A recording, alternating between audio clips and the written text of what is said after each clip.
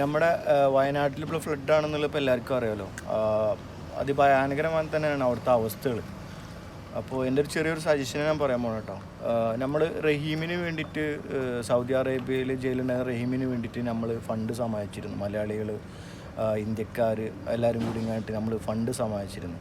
അത് നമ്മൾ അന്ന് ചെയ്തതെന്ന് വെച്ച് കഴിഞ്ഞാൽ അവിടുത്തെ വേണ്ടപ്പെട്ട ആളുകൾ, സംഘടനകളൊക്കെ കൂടിയിട്ട് ഒരു ആപ്ലിക്കേഷൻ ഉണ്ടാക്കിയിട്ട് അവർ അതിലേക്കാണ് ഫണ്ടിൻ്റെ വിനിമയവും അതുപോലെ തന്നെ ഫണ്ടിൻ്റെ വരവും കാര്യങ്ങളൊക്കെ സുതാര്യമായിട്ട് നമ്മൾ ജനങ്ങൾക്ക് അറിയാവുന്ന രീതിയിലാണ് അന്ന് ചെയ്തത്.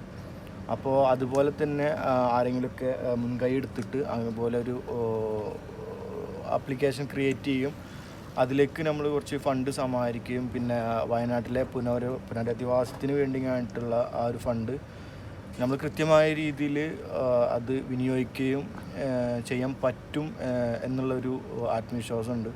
പിന്നെ മലയാളികളെ സംബന്ധിച്ചിട്ടാണെങ്കിൽ നമ്മുടെ കേരളത്തിന് എന്ത് ബുദ്ധിമുട്ട് വന്നു കഴിഞ്ഞാലും എപ്പോഴും താങ്ങായും തള്ളായും നിന്നിട്ടുള്ളത് നമ്മൾ പ്രവാസികൾ തന്നെയാണ്.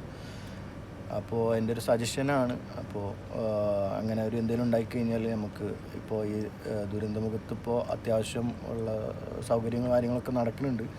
അവർക്കുള്ള ഒരുവിധം സഹായങ്ങളൊക്കെ അടുത്തുന്നുണ്ട് ഇൻഷാ അല്ലാ.